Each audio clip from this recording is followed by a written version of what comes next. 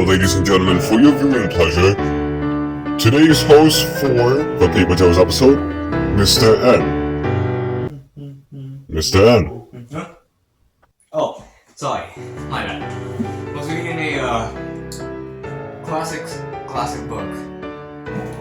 There's nothing like the Grinch to get into a Christmas spirit. You know what I'm saying? Now, I'm pretty sure all you folks may be wondering.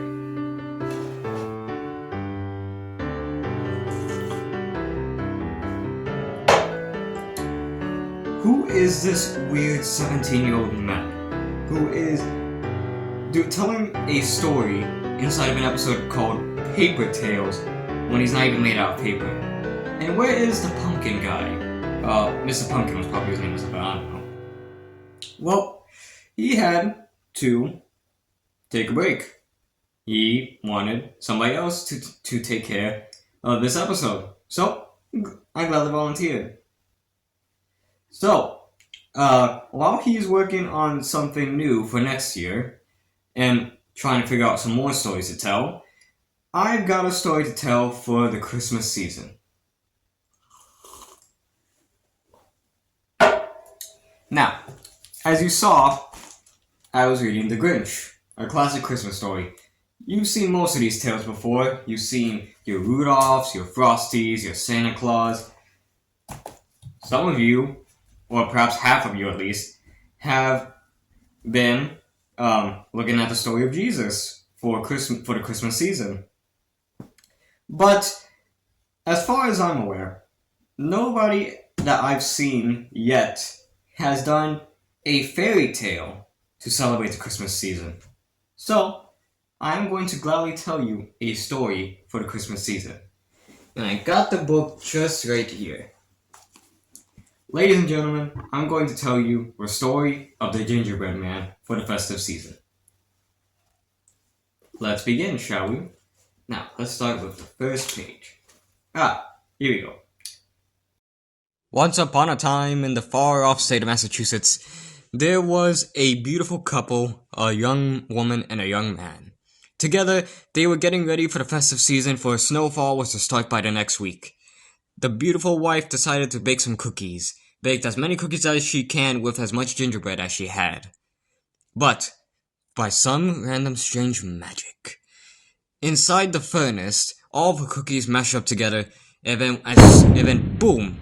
The stove opened, and the husband and wife could not believe what they saw with their own eyes. An almost human-sized cookie gingerbread. Made out of gingerbread, with gumdrop eyes, a nose, gumdrop buttons, and yellow icing. He looked like a gingerbread man, perhaps. But the gingerbread man was smarter than the husband and wife, for that he knew he was going to be eaten. And so he rushed out of the furnace, left the house, while singing out loud, "Run, run, run as fast as you can, for you can't catch me, 'cause I'm the gingerbread man!" And so the wife decided to chase after the gingerbread man, but the husband decided not to, for that somebody had to take care of the house. And so the gingerbread man ran, and ran, and ran, until he saw a very surprising visitor. But it was no visitor. It was actually a figure that was quite mysterious. A mysterious stranger, if you will. Yet this mysterious figure was none other than a fox. In fact, he was the most orange fox that you might ever see in your entire life. The fox said to the gingerbread man, "What is the matter with you? Why are you running away?" And the gingerbread man said, "Well, because a lot of people are trying to eat me, and I don't want anybody to eat me with all my beautiful, amazing, delicious gingerbreadness." Gingerbreadness? I'm not sure if that's even a word. Well, it is now. Anyways, there's a river right across there. Do you think you can help me out? I was going to say that, but yes, I will gladly help you. But little did we know of what was to come next.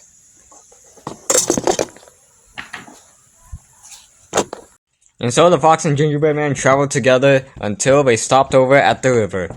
where the gingerbread man did not know what to do. But the fox, that clever, mischievous fox, had quite the clever idea. Say, gingerbread man, why don't you hop on my back and I'll ride you over to the river?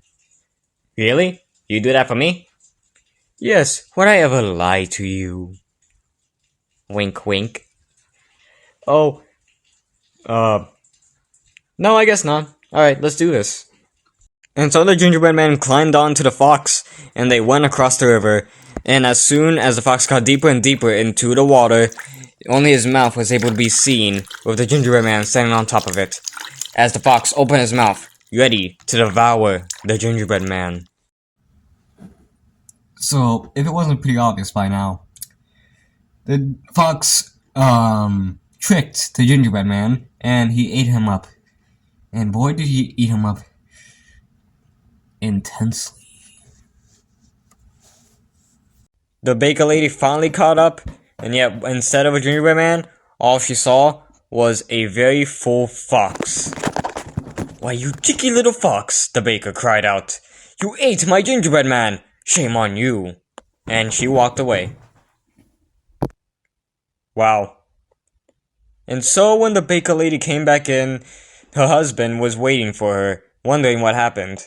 She explains, well, a fox ate a gingerbread man, and now we have to make some more cookies. But luckily the husband said, don't worry, I know a friend who's baking cookies. He's gonna send us some over. Oh, that's wonderful, the baker cried. Merry Christmas, sweetie. Merry Christmas, honey bear. And they lived happily ever after. The end. So, ladies and gentlemen, that was the story of the gingerbread man. So, isn't that pretty clear about what the main moral of the story was? But what I got out of it was, don't ever trust foxes, especially those from Disney. Foxes are never to be trusted, man. Never. Ever in a million years. But nevertheless, I hope you enjoyed this nice and delicious fairy tale. Paper tale, to be exact. And I hope you find yourself some cookies to enjoy, unless you're lactose intolerant, for which in this case, find yourself some Jello pudding. It's lactose free. Anyways, Merry Christmas everybody, and for Mr. Pumpkin and everybody at Paper Tales, Happy Holidays. I'm gonna get myself some more water.